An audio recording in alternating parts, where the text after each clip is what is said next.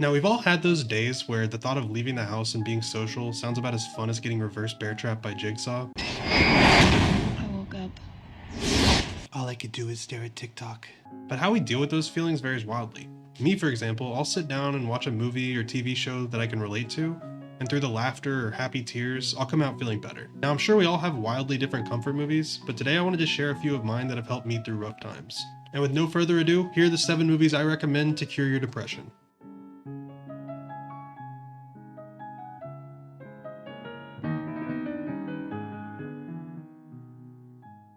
Our first film is one you probably grew up watching, Big Daddy, and the reason I added it to my list is it has a ton of heart. I mean, don't even pretend like you didn't cry your ass off the first time you heard. But I want my own ass! I want my own ass! I know. Fucking tragic. But for the uninitiated, let me give you a breakdown. It's a comedy film released in 1999 starring Adam Sandler, and regardless of his stinkers, Don't I a pain in the butt? I mean, don't I annoy everybody? he knows how to make a heartwarming family film. The story revolves around Sonny Koufax, a lazy and irresponsible law school graduate who lives off of a $200,000 settlement he made from a minor accident. When his girlfriend dumps him, Sonny decides to prove his maturity by adopting a 5-year-old boy named Julian, who mistakenly lands on his doorstep after the passing of his mother. As Sonny tries to be a good father figure, he faces numerous challenges and comical situations, including dealing with Julian's actual father, and CPS, who questions his suitability as a parent. Goddamn stick! That's my boy. The film explores themes of growing up and learning to take on responsibility, which I can personally relate to a lot. It's one of my go-tos when I feel overwhelmed with life, and my mind wanders to the thought of growing older. This next movie I only watched having heard of it from Filthy Frank and Company's meme. Have you guys seen the film Chef?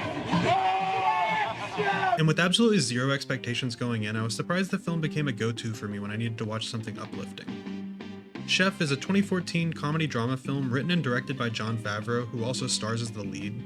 The movie tells the story of Carl Casper, a talented and passionate chef who works at a prestigious Los Angeles restaurant. However, his creativity and culinary vision clash with the restaurant owner, played by Dustin Hoffman, who insists on serving a predictable and safe menu. This is what you've been cooking for years, and it works. And either you cook the menu that our customers have come to... You want me to cook the same food? The same The exact... same food that he ripped apart? When a renowned food critic writes a scathing review of Carl's work, Carl goes on a Twitter tirade, bashing the critic, and to his surprise, it goes viral. I am not cloying. I am not needy. I don't care what you think. You're not getting to me. I'm not needy.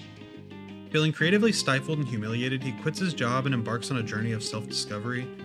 He starts a food truck business with the help of his young son Percy and his former sous chef, who's played by John Leguizamo. And together they travel across country serving up delicious, inventive, and Cuban-inspired dishes. This venture not only allows Carl to rediscover his love for cooking, but also brings him closer to his son, who up to this point he'd emotionally neglected. Chef is a heartwarming, feel-good film that celebrates the joy of food, family, and personal reinvention. It explores themes of creativity, artistic fulfillment, and the power of social media in the modern world, all set against a backdrop of mouth-watering culinary delights. Looking back on 2017, it was a pretty rough year for me, and I remember being so disappointed in every film that I saw that year. That is until Blade Runner 2049 came out and gave me a little bit of hope, and within a month or so, this masterpiece was released, The Disaster Artist. The Disaster Artist is a biographical comedy drama directed by James Franco, who also stars as the infamous Tommy Wiseau, Okay, great. along with his brother Dave Franco as Greg Sestero. The movie is based on the real-life events surrounding the making of The Room, which is often lovingly considered one of the worst movies ever made. You could kill me if you tried. You betrayed me. You're not good. You're just a chicken. Chip, chip, chip, chip, chip, chip. The film primarily focuses on the friendship between Tommy Wiseau and Greg, two aspiring actors who meet in a San Francisco acting class.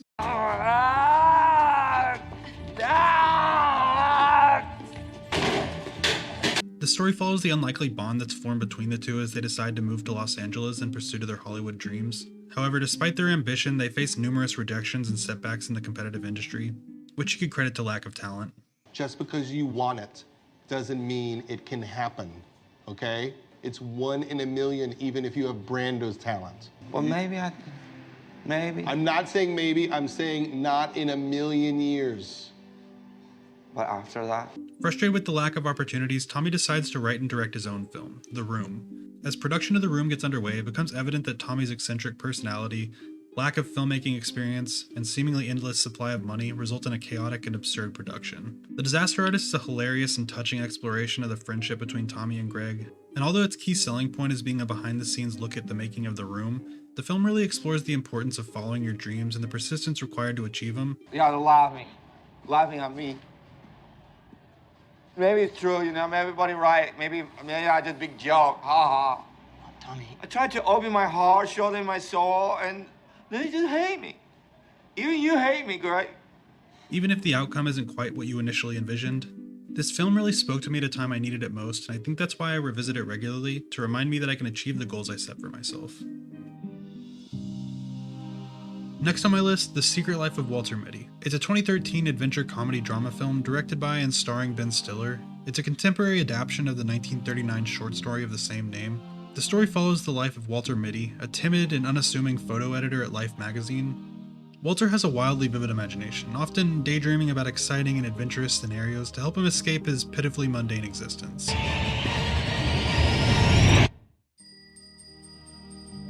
As an example, he's particularly attracted to his coworker Cheryl, but his shyness prevents him from ever making a move.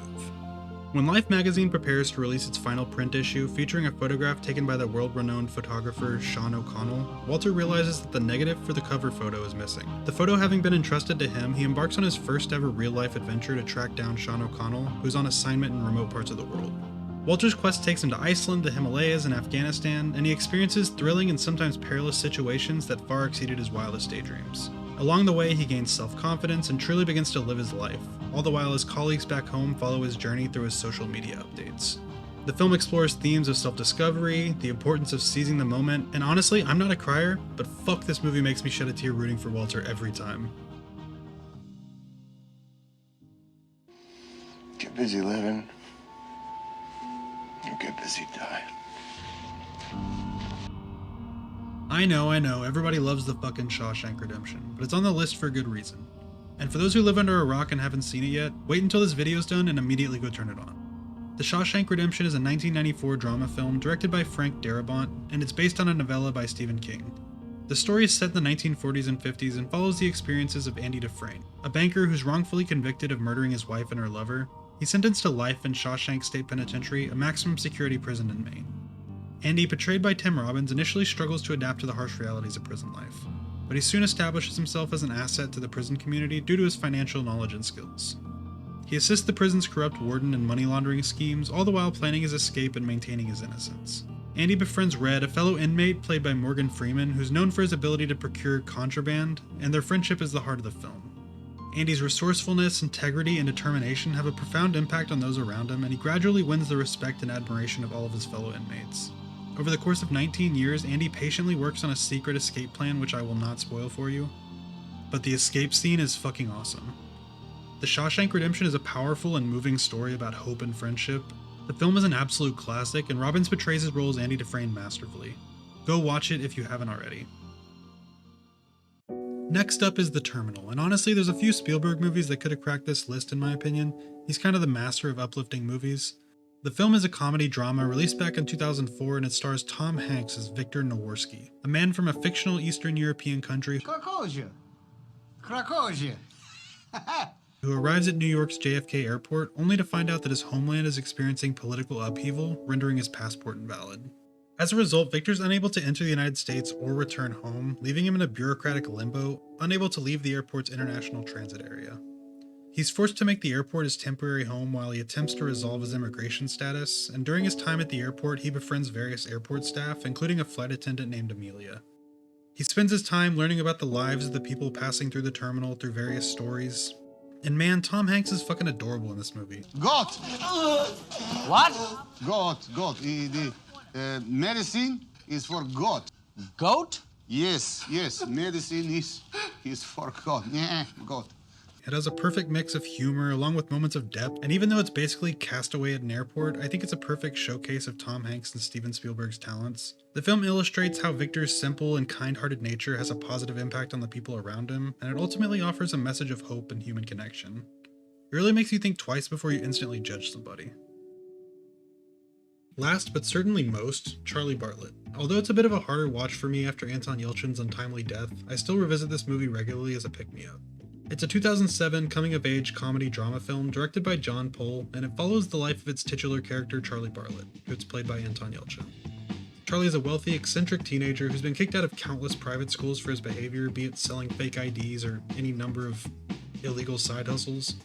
His mother's emotionally distant and his father is absent due to his incarceration, and after being kicked out of any halfway decent private school, Charlie's forced to enroll in public school, where he immediately stands out as the misfit among the working class students.